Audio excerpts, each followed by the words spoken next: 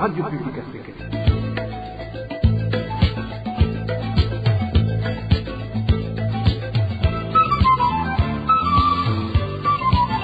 Radio Publique Africaine.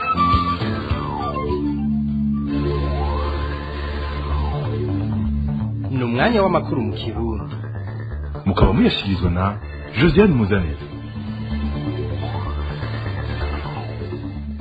Turi ku munsi w'Imana igenekerezo rya 30 ruhesha umwaka wa 2024 kaze nshuti namwe bakunzi ba RPA muri ano makuru twabateguriye agizwe ahanini n'izi nkuru zikurikira.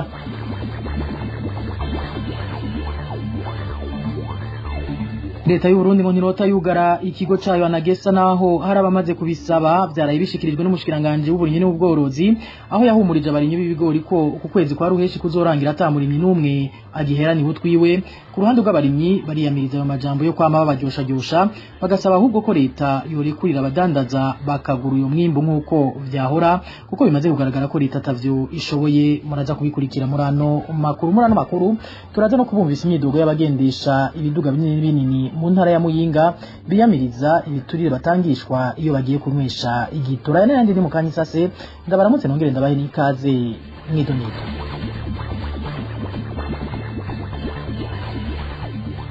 Ndasubiye kubaramutsa hano makuru tuyahereye yavugwa mu gateka kazina muntu aho hari umumenyesha makuru wa radio Isanganiro mu ntara ya Gitega Gerard Nibigira yakubaguwe n'abapolisi mu gitondo cyo kuri uyu w'Imana. Amakuru dukuraho ku mugwa mukuru wa politike amenyesha ko Gerard Nibigira yari kuri station muri Isanze benshi aho mu ntara ya Gitega bita kwa Filipo akaba yafashwe na komiseri w'igipolisi mu ntara ya Gitega Colonel de Police Habagurimana Evariste amuhora ko yari kafata ifoto y'umunyagihugu ariko akubitwa n'abapolisi aho kuri station.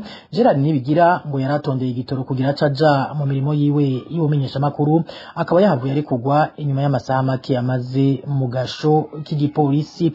Mu bijanye n'ubutungane naho ibitigiri vy'umurengera by'abanyororo bari mu mabohero byaragabanutse ku rugero rushimishije uyu mwaka. Ivyo byashikirijwe n'umuvugizi w'ubushikiranganje bw'ubutungane mu kiganiro yagiranye n'abamenyesha makuru kuri uyu wa 28 ruheshi Macumiri 20 akaba yasiguye ko ubwo bushikiranganje bwahagurukiye ico kibazo kuko hari n'abanyororo bamaze kurekurwa. Kurikira Macumiri 20 umuvugizi w'ubushikiranganje bw'ubutungane.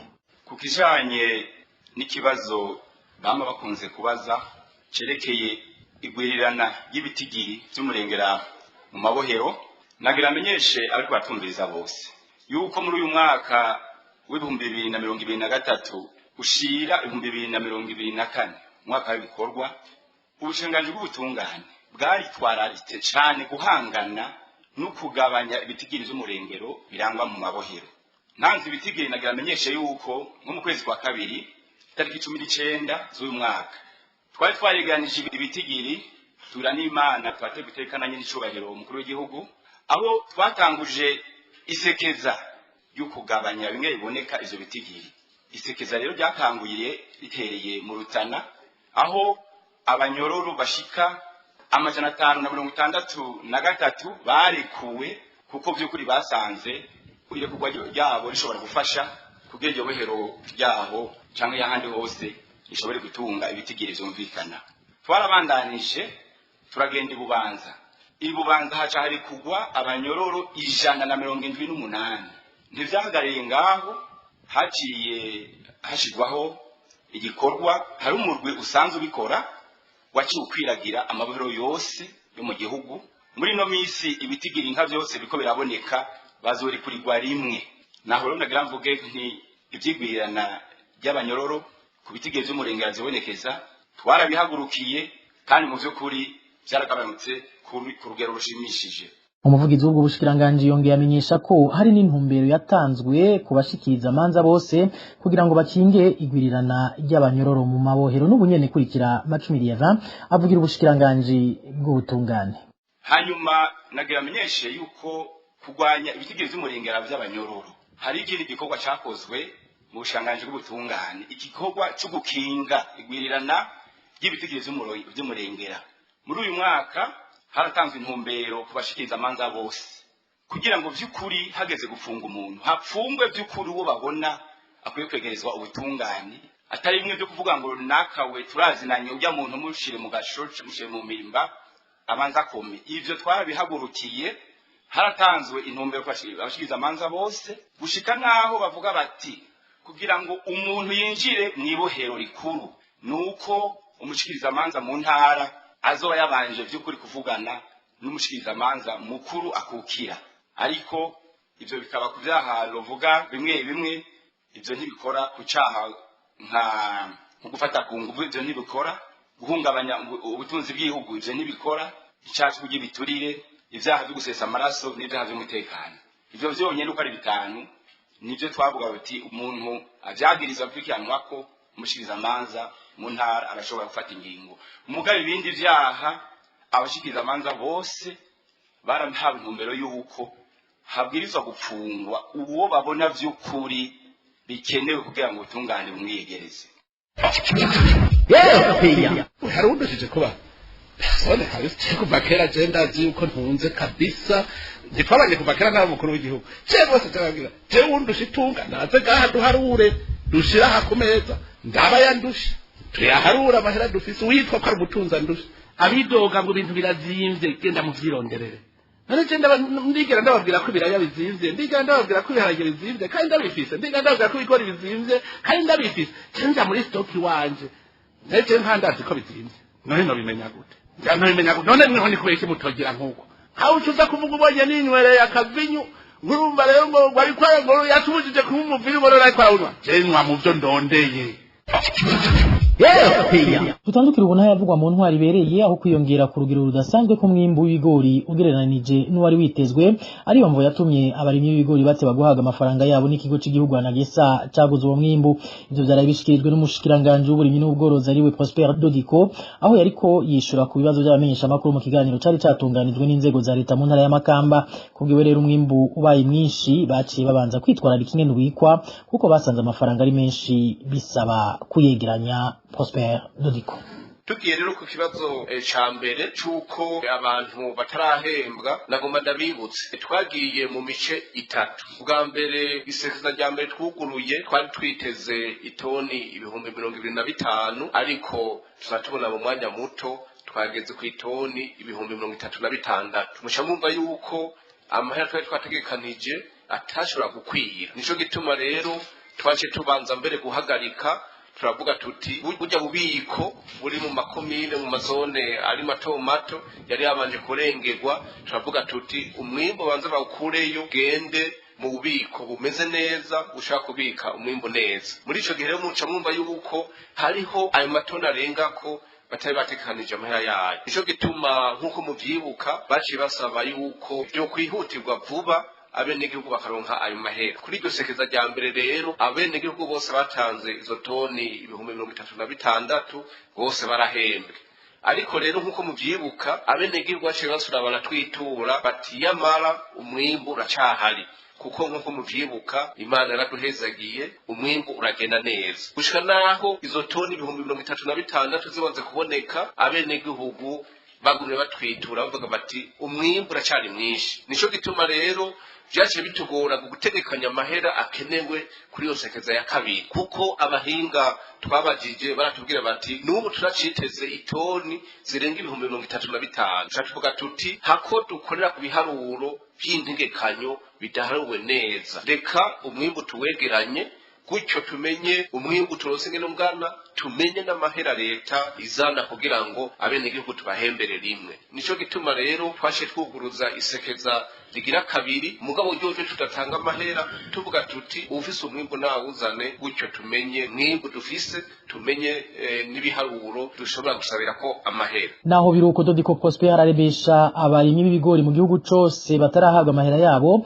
ababwira ko ibijanye n'isekeza ryo kwegeranya umwimbu no guhemba abarimyi biherana n'uko kwezi kwa ruheshi nayo kubifuza ko ikigwana gisa co kurwaho bobanza kwibaza ico cashiriweho n'ubunyene kurikira umushikiranganje Prosper Dodico. Tusha tugira ko rero tubamenyesha yuko iri sekeza rya kabiri riteza guhera itariki 30 zo ku kwezi. Vyumvikana rero yuko turonse ibiharuro bazoba bagezeko hazohagezaho leta rero ishizana amahera kugira ngo tubatunganirize. Ku kibazo rero ca kabiri c'uburyo ingene bungana gushika izi tariki ikigo Anagesa kiramaze gukoresha imiliyaridi zishika 68. Mugambo urumva yuko izo n'ubundi zijanye n'iryo sekeza rya mbere. Isekeza rya kabiri barimwo ubu naryo rizotujana ku bindi biharuro vy'umwimbu, ryongere tujane no kuyandi mahera leta iteza gushira kwegereza ikigwanda Jesa kugira ngo gihembe abantu bazabazanye umwimbu. Hama ku kibazo kigira gatatu cyo kuvuga yuko bene two tugorane twobisubiza mu minwe y'abikuru twabo, icifuzo ciza cyane. Mugabo imbere yuko tukija tubanze turabe igituma Anagesa yagiye mu byo kugura umwimbu. Ndabibutse gatoyi, iyo turavuga umwimbu igiciro uri kuragurwa twama twishira mu kibanza kimwe gusa cy'umuntu agiye gusuma, mugabo ntitwishira mu kibanza cy'umuntu yabiri. Muriko muraraba abarimyi barabizi, ukaraba isingeno yikorera, ukagura ibyankenerwa, umukozi amahera ageze kuno munsi, ukagenda gushika naho wimbura ugatunganya umwimbu. Nta muntu n'umwe yigera yiyumvira ati mbe ikiro kimwe cyantwaye angahe, kuko mu Burundi munazi yuko Imana duhezagiye dufise abakozi bo mu muryango gushika naho nye n'urugo yimbuye atibuka yuko nujya mwana agiye kurima, umukenyezi yagiye kurima yatsa gufatwa nk'umukozi agaharura amhatsa kuba yasohoye. Mu gihe rero tugiye hagati y'uwugura n'uwakoze twatsa gusha tubona ari igiciro kibereye. Muribuka rero Anagesa itaraza ibigori ntibatinya kubigura amahera 300, turaja ku 500. Murabe ibiri kubiraba mukawa, aho tuko turabona yuko akawa bariko rakagurisha $3.5 mu gihe ibindi bihugu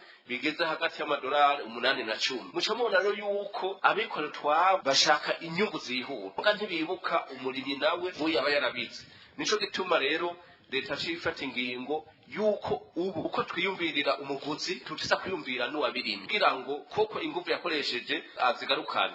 Nico gituma rero tuvuga tuti imbere yuko abikora twabo baja kuri urwo rugero Anagesa irasahiriza. Muganda bibutse yuko mu gihe abikora twabo iyo abubahiriza ibiciro biba byashinzwe Anagesa ntibikwiye no kugura umwimbu. Ku ruhande rw'abanyagihugu bo basaba leta ko yoreka abadandaje bagakora igikorwa cabo nayo ikabandanya politike kuko ibindi vyayinaniye.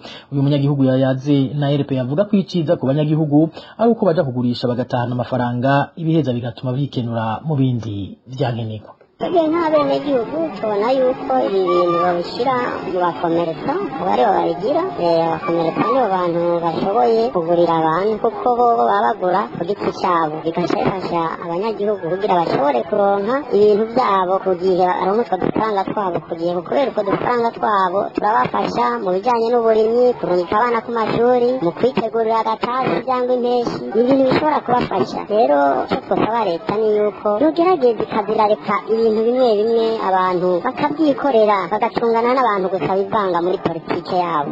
Mugabo ibintu byo kuvuga yuko abantu ibyo barimye bakacabishira ko amategeko maremare ntabwo ari byiza, ntabwo tubyishimira nk'abanyagihugu. tubyishimiye ko umwimbu uri mu mazu, urumva ushyize mu nzu ntacyo uri kurakora, ntudandaje ushobore kugura kiriya ukeneye, cyangwa ushobora nko gushanja imbuto wahora urima ukavuga ati umaze kurima imbuto iyi, hama ukeneye kuyishanja ukajya gushora wa mwimbu wimbuye, ntuvuga ati narimo ibigori ubu ariko ngomba ndime amasaka cyangwa ngomba ndime ibijumbu cyangwa ngomba ndime imyumbati.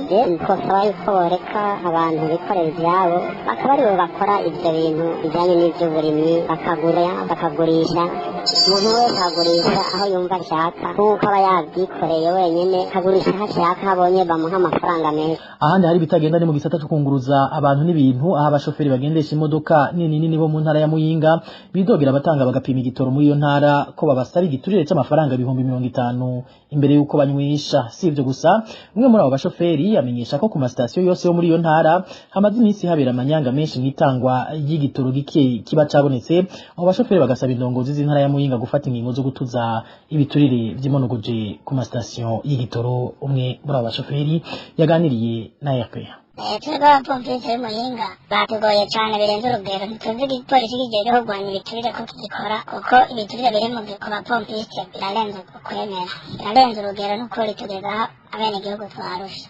Uyu imodoka ari kugira bayihe ibiciro birenga 50, baca bayisaba amafaranga bise umucoro, amafaranga 50. Utayafise baca baguha ibiciro 30, ugaca kuvana imodokari mu rutonde rw'izindi zirimo ziranywesha. Aho naho igihe batazanye amaromoroke kuyonwesha, kubera iyo hagera romoroke kunwesha ica yongeza ku litiro hagati y'igihumbi n'amajana 5 n'ibihumbi 2. byumvikana yuko iyo abantu bejeje amakamyo y'amaromoroke yoyo agenda muri ibyo bihugu byo hanze baba bungutse bobo kubera baca babarengeza ko kw'ilitiro dusanzwe tugura 3,991 bobo baca babongerako 2,000 bagaca bareba kw'ilitiro 6,000 baca badusigura yuko ibitoro izo modoka zimwe zirabinwa ari vyabashije kuja babo amaromoroke yabo twasaba rero indongozi z'intara ya Muyinga n'ukuri turasabye dushimitse barabe bagabanye abapompiste barengeje urugero ituzi yuko hari itegeko ribafata nabo mu kuvy'igiture kobo giture bacaje kumbure badahanwa ko vyarimonogoje ubu unye naho abapompiste bo kw'indi sitasiyo baca bazana amagunguru mu miduga bagaca bavuga yuko ari shebuja babo babibatonye bagaca bakorana amanyanga n'abapolisi bajeje kwicungera turasabye dushimitse kuri mwebwe murabe nk'abamenyeshamakuru muze muraduserukira mwongere mutuvugire tuzi igipolisi kigeze kurwanya ibiturire kigikora kuko birarenze erupeya bijanye n'ibidukikije bamwe mu banyagihugu muri zone ihigiro komine Gasogwe intara ya Muyinga barashira habona ikoreshwa ribi ry'ibiti vya leta bikorwa n'abajejwe intwaro akarorero ka hafi kakaba ari akumugambi wo kubaka ibiro vya zone ku matafari 200 amasoko yacu muri yo komine akeka ko gushinga igitigiri nk'ico c'amatafari bwo bari uburyo bwo kunyuruza bimwe mu biti bizokoreshwa mu kuyaturira n'inkuru twateguriwe na Emmanuel Niyungeko. Ibikorwa byo kubumba amatafari azokoreshwa mu kubaka ibiro bishasha vya zone higiro muri komine Gasorwe intara ya Muyinga byatanguye kuri wa gatandatu igenekerezo rya 29 ruheshi umwe mu bitavye ivyo bikorwa avuga ko babwiwe ko muri uwo mugambi hazokenerwa amatafari 200 igitigiri giteye amakenga nkuko bivugwa n'uyu munyagihugu ejo muri zone higiro muri komine Gasorwe twari dufite igikorwa cyo gutanga gufyatura amatafari ku mutumba wa Kigogahayo hegeranye na komine Muyinga amatafari tuvuga yuko